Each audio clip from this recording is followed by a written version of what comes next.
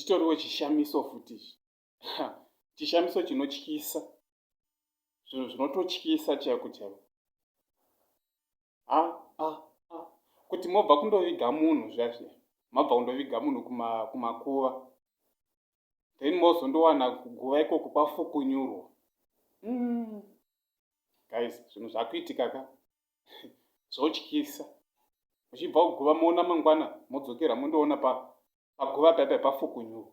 Guys, zvingava zviizvi mishonga yevanhu chii chaicho chaicho chiri kumbonyatsotora nzvimbo.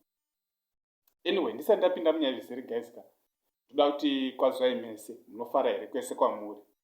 Nyaya iri pano inyaya yeguva idzva rakafukunyurwa.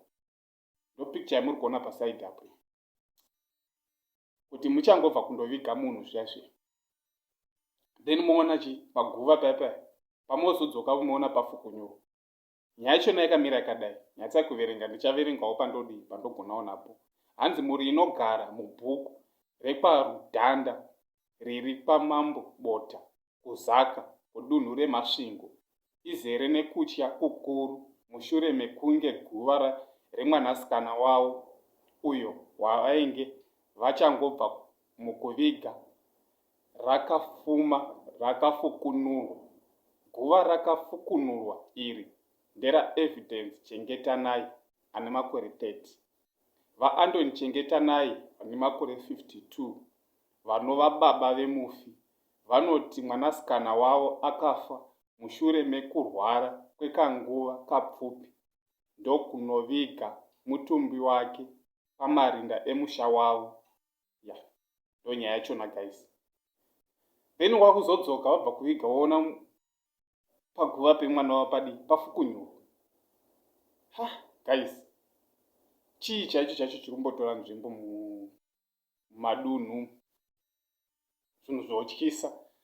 Saka ida kubvunza kuti zvinhu zvinomboitikawo here kwenyu izvi? Zvinhu zvekufukunyurwa uroi chii chaicho chaicho? Zvinhu hazvizodiwo kudaro. Zvinhu zvekudaro hazvidi kudaro. Kana iri mishonga iri serious, zvotodawo nyasha dzaMwari. Mwari vadii vapindirewo. Koze vanhu kushingirwa nevanhu manje. Toshaura kuti zvombobva pai kushinga kutofukunyura paguva remunhu akafa. Zvoshamisa guys. Ndokanyaya yakanda kuuya nako guys, nichiti thank you nesupport yamuri kupa pathis channel. Pasina imi ine handipo guys. Blessed.